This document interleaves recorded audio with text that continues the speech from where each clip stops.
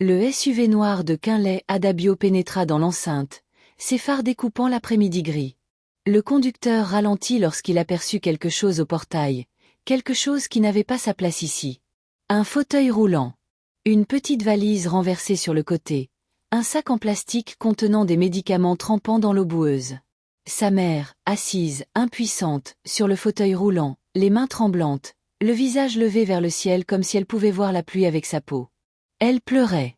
Pas bruyamment, pas d'une manière qui réclamait l'attention, juste des sons doux et brisés, comme quelqu'un qui essaie de ne déranger personne, même en plein naufrage.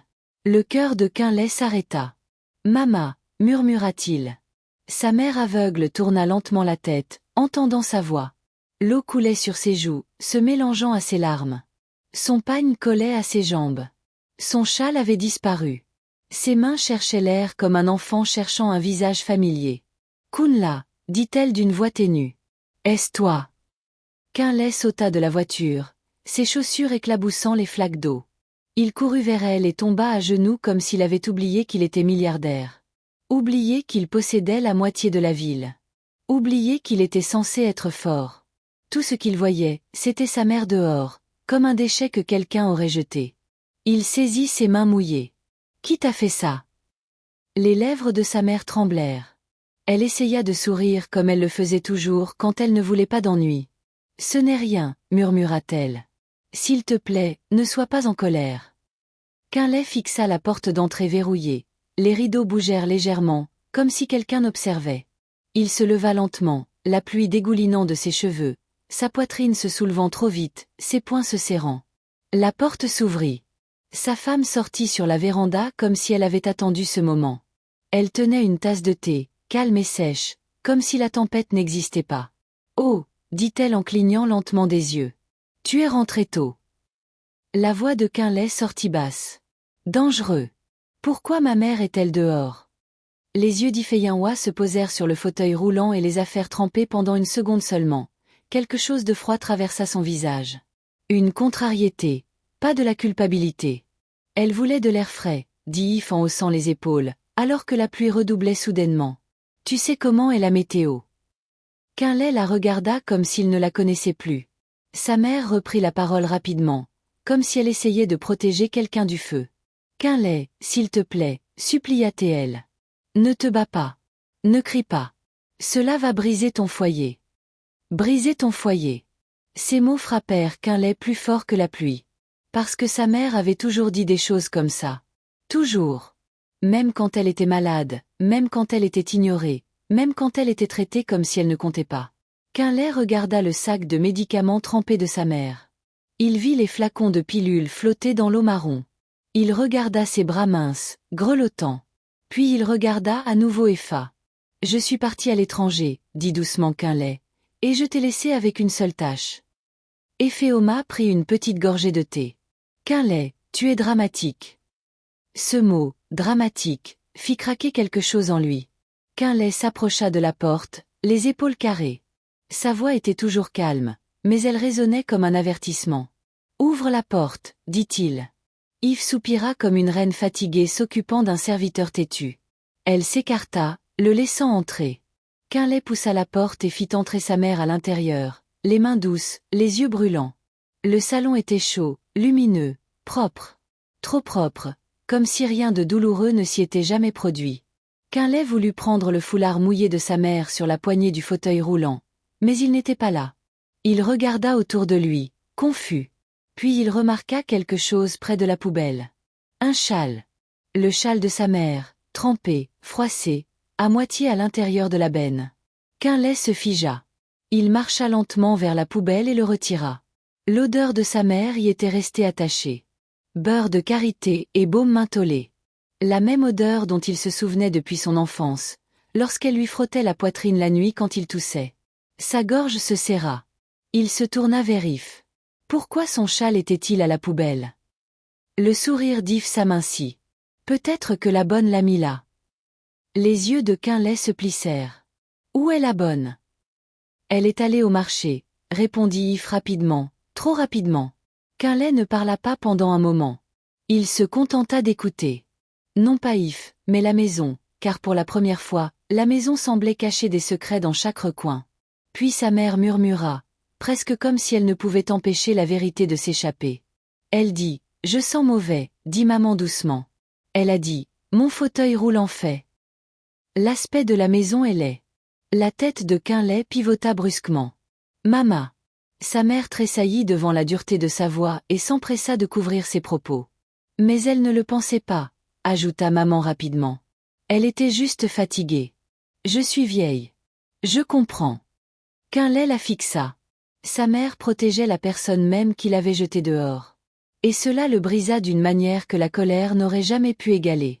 Quinlay prit une profonde inspiration. « Mama, regarde-moi. »« Je ne peux pas voir mon fils, » dit-elle doucement. Il déglutit avec peine. « Alors écoute-moi. Je ne suis pas en colère contre toi. Je suis en colère contre quiconque t'a fait croire que tu méritais cela. » Yves laissa échapper un rire bref et faux. « Quinlay, ne commence pas à agir comme un héros de film. » Quinlay se tourna vers elle. Sa voix restait basse, mais ses mots tombèrent comme des pierres. « Est-ce que tu l'as poussée dehors ?» Yves leva le menton. « Je t'ai dit qu'elle voulait de l'air. » Quinlay fit un pas en avant, puis un autre, jusqu'à être assez proche pour que le sourire d'Yves finisse par vaciller. « Je t'ai posé une question simple, » dit Quinlay. « As-tu poussé ma mère dehors ?» Les yeux d'Iphéoma s'échappèrent une seconde, une seule. Quinlay le vit et il comprit quelque chose de terrifiant. Ce n'était pas une erreur. C'était une habitude. Des années de non-dits cachés. Quinlay passa devant elle et se dirigea droit vers le couloir. Il ouvrit le petit débarras où étaient rangées les chaises et les cartons supplémentaires. À l'intérieur, il trouva un carton humide. Il le tira et l'ouvrit.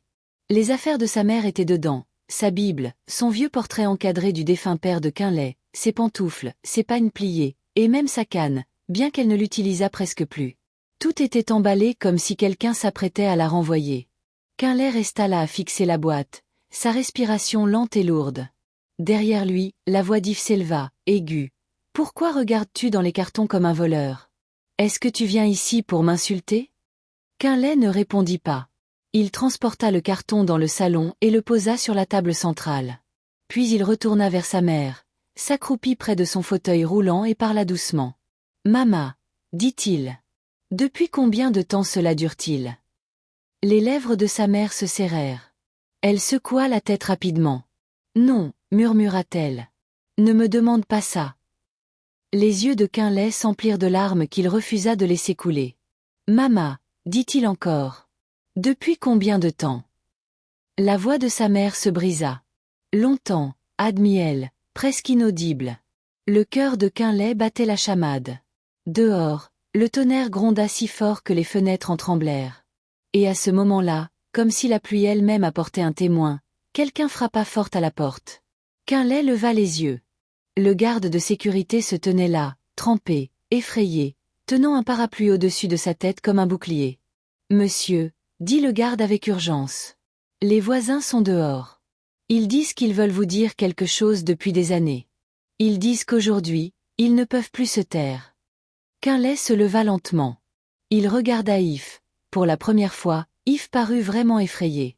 La voix de Quinlay était basse, contrôlée et sans appel. « Laissez-les entrer, » dit-il, et alors que la porte s'ouvrait plus largement, des voix s'élevèrent de l'extérieur, coléreuses, tremblantes, pleines d'une vérité trop longtemps enfermée. Mais le premier nom qu'ils crièrent n'était pas celui d'Iffy. C'était le nom de la mère de Quinlay. Et Quinlay réalisa que cette histoire était plus vaste qu'un simple jour de pluie. C'était toute une vie cachée. Alors que les voisins entraient dans le salon, une femme pointa Yves du doigt et s'écria. « Dis-lui ce que tu as fait le jour où sa mère est tombée dans la salle de bain. » Le sang de Quinlay ne fit qu'un tour. « Quelle salle de bain ?» exigea-t-il, tandis que sa mère commençait à trembler comme si elle se souvenait de quelque chose qu'elle avait tenté d'oublier. Quinlay ne s'assit pas. Il se tenait au milieu du salon, l'eau de pluie dégoulinant encore de ses vêtements, ses yeux passant d'un visage à l'autre alors que les voisins entraient lentement dans sa maison. C'étaient des gens qu'il saluait chaque matin lorsqu'il était chez lui. Des gens qui souriaient et faisaient signe. Des gens qui disaient « Bonjour, monsieur ». À présent, il pouvait à peine le regarder dans les yeux. La femme qui parla la première était Madame Baloguin, la vieille voisine qui vivait 2 maisons plus loin. Son pagne était trempé, son foulard noué à la hâte. Ses mains tremblaient alors qu'elle pointait du doigt. Vous avez posé une question sur la salle de bain, dit Madame Baloguin, la voix serrée. Monsieur, votre mère est tombée là-bas l'année dernière. Le cœur de Quinlay heurta violemment sa poitrine. Il se tourna lentement vers sa mère. Mama. Sa mère se raidit dans son fauteuil roulant, ses doigts crispés sur le tissu de son pagne. J'ai glissé, dit-elle rapidement. C'était ma faute. Je ne voulais pas d'ennui. Quinlay regarda à nouveau Madame Baloguin. Que s'est-il passé? Madame Baloguin déglutit. Votre femme a verrouillé la porte de la salle de bain de l'extérieur. La pièce devint silencieuse. Même la pluie dehors sembla marquer une pause. Les oreilles de Quinlay bourdonnaient. Verrouiller la porte. Oui, dit une autre voix. Cette fois, c'était un jeune homme, sadique, qui tenait une petite boutique près du portail. Nous l'avons entendu pleurer ce jour-là, pleurer pendant longtemps. Quinlay se sentit étourdi. Il saisit le dossier d'une chaise pour se stabiliser. Yves rit soudainement, d'un rire fort et aigu. C'est de la folie, dit-elle. Vous voulez détruire mon mariage avec des mensonges. Madame Baloguin se tourna vers elle, la colère brillant dans ses yeux. Des mensonges. Vous croyez qu'on a oublié comment vous avez crié sur la vieille dame? Comment vous lui avez dit qu'elle faisait semblant d'être faible? La tête de Quinlay pivota vers Iféoma. Tu as crié sur ma mère. Yves croisa les bras. Ce n'est pas une enfant. Elle doit apprendre à se déplacer prudemment. Quinlay la regarda comme si elle s'était exprimée dans une langue étrangère. Madame Baloguin continua, sa voix se brisant désormais. Nous avons cassé la porte, monsieur. Nous l'avons forcée. Votre mère était au sol. Elle était restée là pendant des heures, mouillée, ayant froid. Quinlay sentit quelque chose de brûlant monter derrière ses yeux. Mama, murmura-t-il, pourquoi ne me l'as-tu pas dit? Sa mère leva le visage vers sa voix. Ses yeux étaient vides, mais sa douleur était évidente.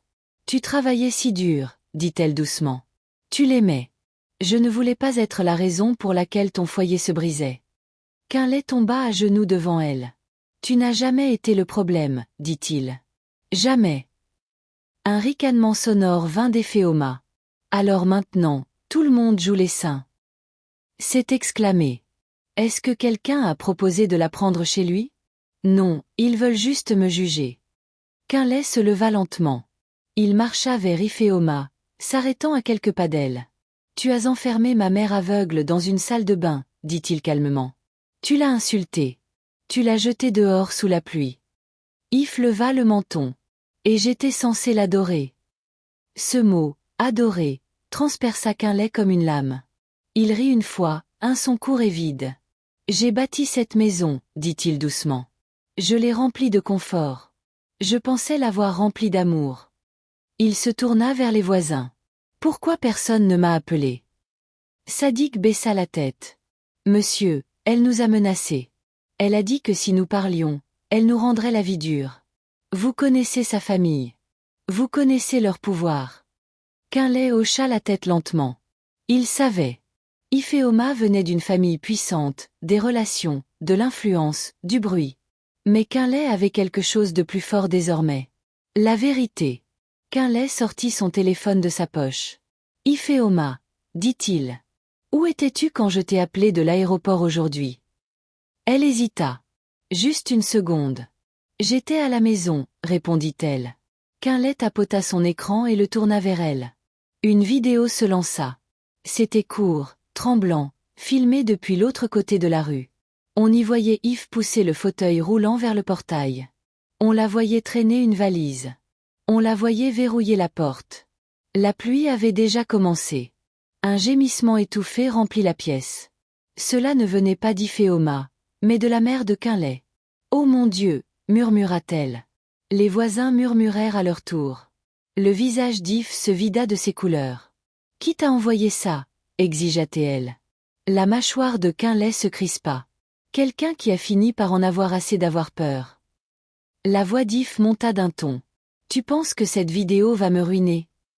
Quinlay la regarda.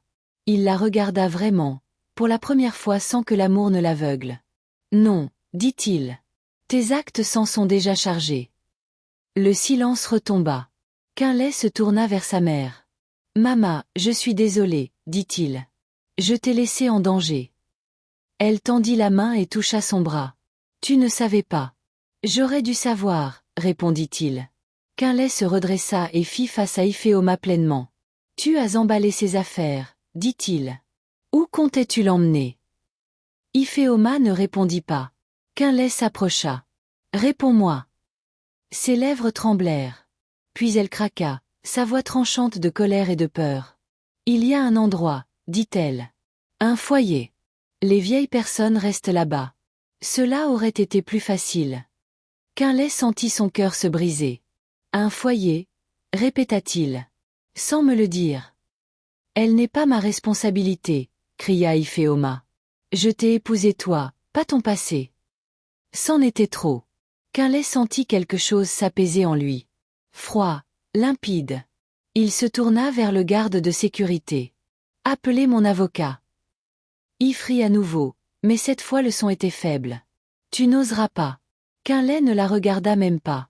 J'ose. Le garde hocha la tête et s'empressa de sortir. Quinlay se dirigea vers sa mère et essuya doucement son visage avec un linge propre. Il l'enveloppa dans une couverture sèche et la souleva avec précaution. J'emmène ma mère à l'étage, dit-il à l'assemblée. Quand je redescendrai, nous parlerons. Alors qu'il l'emportait, Iphéoma lui cria après. Si tu pars maintenant, ne reviens pas pleurer quand le monde se retournera contre toi. Quinlay s'arrêta dans l'escalier. Il se retourna et la regarda une dernière fois. Le monde s'est déjà retourné contre toi, dit-il. Il attendait juste que je m'en aperçoive. Il porta sa mère à l'étage et la déposa sur le lit avec une infinie douceur, comme si elle était faite de verre. Maman, dit-il tout bas, tu n'auras plus jamais peur. Elle lui serra fermement la main. En bas, les voix s'élevaient, les téléphones sonnaient, les portes s'ouvraient et se fermaient. Quinlay se tint près de la fenêtre, observant la pluie qui se changeait en une légère bruine. Puis son téléphone vibra. Un message de son avocat. Monsieur, il y a quelque chose que vous devez savoir. Ce n'est pas la première plainte contre votre femme. Le souffle de Quinlay se coupa. Quel genre de plainte, tapatait-il. La réponse arriva rapidement. Au sujet d'une autre femme âgée, avant votre mariage. Les mains de Quinlay se mirent à trembler. Une autre femme avant lui. Son cœur battait violemment alors qu'une pensée terrifiante se formait dans son esprit. Et si sa mère n'était pas la première? Quinlay se détourna lentement de la fenêtre, ses yeux sombres d'une nouvelle forme de crainte, tandis qu'une question résonnait dans son esprit. Combien de personnes avaient souffert en silence avant qu'il ne rentre enfin plus tôt que prévu? Quinlay ne dormit pas cette nuit-là. Même après que la pluie eut cessé, même après que la maison fut devenue silencieuse, son esprit restait bruyant. Chaque fois qu'il fermait les yeux, il revoyait l'image. Sa mère aveugle dehors sous la pluie, tremblante, pleurant près de ses affaires comme si elle avait été effacée de sa propre maison. Il s'assit sur le bord du lit à l'étage, regardant sa mère respirer dans son sommeil. Elle paraissait plus petite qu'il ne s'en souvenait, plus vieille, fatiguée d'une manière que le repos ne pouvait guérir. « Depuis combien de temps as-tu souffert ainsi » chuchota-t-il pour lui-même. Son téléphone vibra encore. Un autre message de son avocat. « Monsieur, je suggère que nous nous voyions dès demain matin. Il y a des dossiers, des dépositions. Cette situation est plus profonde que nous ne le pensions. » La poitrine de Quinlay se serra. Plus profonde. Ce mot l'effrayait plus que la colère ne le pourrait jamais. Il se leva sans bruit et se rendit dans son bureau. La pièce sentait le cuir des livres et le vieux bois. C'était là qu'il prenait ses grandes décisions, des contrats valant des millions, des choix qui façonnaient des entreprises et des vies. Pourtant, aucune de ces décisions n'avait jamais semblé aussi pesante que celle qui l'oppressait actuellement. Elle s'assit et appela son avocat. « Dites-moi tout, dit Quinlay. » Il y eut un silence à l'autre bout du fil. « Monsieur, » commença prudemment l'avocat. « Avant votre mariage, une plainte a été déposée contre sa famille. Cela concernait une employée de maison âgée, une femme d'une 60aine d'années. » Quinlay ferma les yeux. Que lui est-il arrivé? Elle a affirmé avoir été enfermée dehors toute la nuit pendant l'harmattan. Elle est tombée malade après cela. L'affaire a disparu. Disparu? Demanda Quinlay d'un ton sec. Oui, la famille a réglé cela discrètement. Quinlay s'adossa à sa chaise, le cœur battant fort. C'est donc ce qu'elle a toujours été, dit-il lentement. C'est ce qu'il semble, monsieur, répondit l'avocat. Monsieur, votre mère s'inscrit dans un schéma. Cette phrase tomba comme une gifle. Un schéma. Quinlay mit fin à l'appel et resta immobile, fixant le vide. En bas, une porte grinça. Quinlay se raidit. Il se leva et marcha silencieusement jusqu'au sommet de l'escalier. En bas, la lumière du salon était allumée. Ifeoma se tenait là, faisant les 100 pas, son téléphone collé à l'oreille. Sa voix était basse mais tranchante. « Il a mis tout le monde contre moi », disait-elle. « Oui, je sais ce que j'ai fait, mais ce mariage ne peut pas se terminer comme ça. » Quinlay resta caché, écoutant. « J'ai besoin d'aide », continuait Ifeoma. « Si cela devient public, cela va tout ruiner. » Elle s'arrêta de marcher. « Non, trancha-t-elle. Je ne m'excuserai pas auprès de cette femme. » Les mains de Quinlay se serrèrent en 2 poings. Cette femme. Pas sa mère. Juste, cette femme. Quinlay descendit les marches lentement. Ifeoma se figea en l'apercevant. Elle raccrocha précipitamment et força un sourire. « Quinlay, tu devrais te reposer. » La voix de Quinlay était calme, mais elle avait du poids. « À qui parles-tu »« À personne d'important, » répondit-elle. Quinlay hocha la tête une fois. « Fais tes bagages. » Ifeoma cligna des yeux. « Quoi ?»« Fais tes bagages, » répéta-t-il. « Tu ne dormiras pas dans cette maison ce soir. » Ses yeux s'agrandirent. « Tu ne peux pas me mettre dehors comme une criminelle. » Quinlay s'approcha. « Tu as mis ma mère aveugle dehors sous la pluie. » Un silence s'installa un instant. Ifeoma sembla sur le point de pleurer. Puis son visage s'endurcit. « Tu l'as choisie elle plutôt que moi, » dit-elle avec amertume. Quinlay secoua la tête lentement. « Non, j'ai choisi le bien contre le mal. » Elle rit, d'un rire froid et tranchant. « Tu penses que le monde va t'applaudir ? Les gens poseront des questions. Ils fouilleront dans ta vie aussi. » Quinlay soutint son regard. « Qu'ils le fassent. » Ifeoma saisit son sac avec colère et se précipita vers la porte.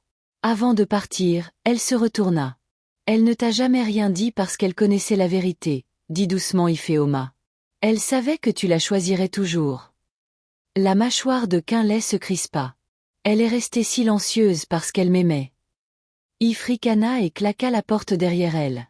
Quinlay resta là, respirant lentement, sentant le poids de tout ce qui s'effondrait et se reconstruisait en même temps.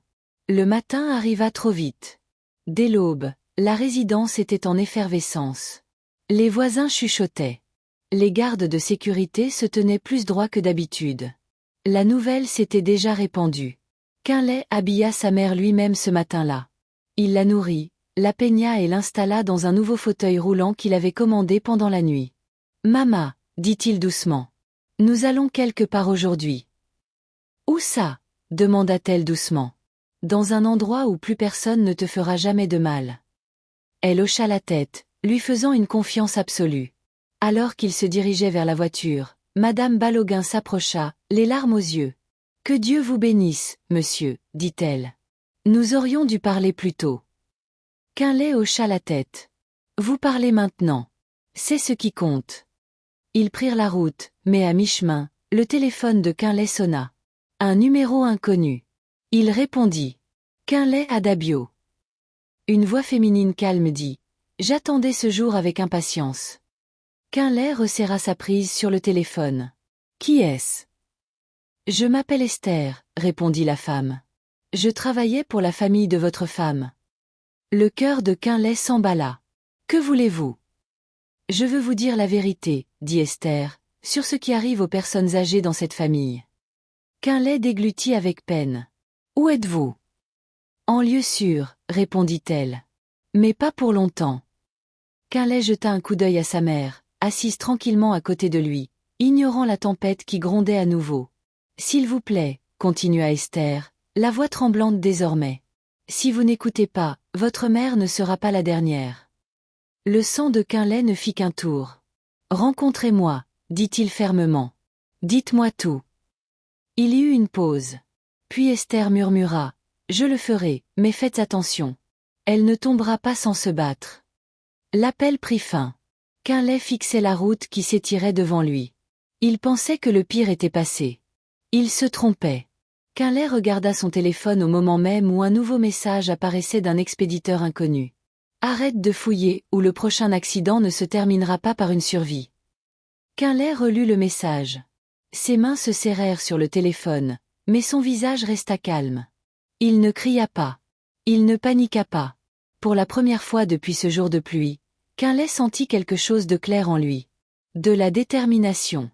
Il regarda sa mère assise paisiblement à côté de lui, les mains croisées sur les genoux, le visage serein parce qu'elle lui faisait entièrement confiance. « Ils ne pourront plus te toucher, dit-il doucement.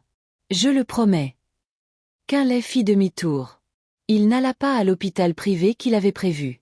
Il se rendit directement à son bureau, le plus haut bâtiment appartenant à sa compagnie. À son arrivée, son avocat, 2 membres de la direction et un détective privé l'attendaient déjà. Quinlay posa son téléphone sur la table. « Ils ont menacé ma mère, dit-il. Alors maintenant, nous mettons fin à tout cela. » Le détective privé hocha la tête. « Nous en avons déjà assez. Témoins, vidéos, rapports médicaux, et maintenant des menaces. » Quinlay passa un appel. À midi, l'histoire avait atteint des sphères que l'argent ne pouvait faire taire. D'anciens employés se manifestèrent. Des voisins firent des dépositions. Des dossiers apparurent concernant l'employé de maison âgée, ainsi que d'autres affaires étouffées par des arrangements financiers. Le schéma n'était plus caché. Ce soir-là, Ifeoma fut convoquée pour un interrogatoire. Elle ne revint jamais à la maison. Quinlay ne lui rendit pas visite. Il ne discuta pas. Il n'essaya pas de sauver les apparences. Il demanda le divorce le soir même, non pas avec colère, mais avec une résolution finale. Quelques jours plus tard, Quinlay installa sa mère dans une maison paisible au bord de la mer. Ce n'était pas un lieu d'abandon, mais un lieu de soins. Les infirmières parlaient avec douceur. De la musique jouait doucement. L'air sentait le sel et la paix. « Mama » dit Quinlay un soir alors qu'il la menait sur le balcon. « Es-tu heureuse ici ?» Elle sourit, le visage tourné vers le bruit des vagues. « Je me sens en sécurité, » dit-elle. « Cela suffit. » Quinlay lui tint la main, des larmes coulant enfin tranquillement, librement. Les nouvelles voyagèrent vite. La femme qui cachait autrefois sa cruauté derrière la beauté et le mariage se cachait désormais du monde entier. Les amis disparurent. Les portes se fermèrent. Le silence la suivit partout. Pas de cris, pas de vengeance, juste des conséquences. Quinlay reconstruisit sa vie lentement, soigneusement, choisissant la bonté là où il faisait autrefois confiance aux apparences. Il parla ouvertement de la protection des faibles. Il finança des refuges. Il écouta davantage. Et sa mère, autrefois poussée sous la pluie, vécut ses derniers jours entourée de dignité, d'amour et de paix. Parce qu'au final, Quinlay a appris la vérité trop tard, mais a agi à temps. Un cœur sans bonté finira toujours par se détruire, peu importe sa richesse apparente. Si vous avez aimé cette histoire, abonnez-vous à cette chaîne dès maintenant. Cliquez sur le bouton j'aime et, dans les commentaires, dites-nous quelles leçons vous avez tirées de cette histoire. Activez les notifications pour ne jamais manquer nos récits. Partagez cette vidéo avec vos amis et votre famille. Merci d'avoir regardé et à bientôt pour une prochaine histoire intéressante, mon ami.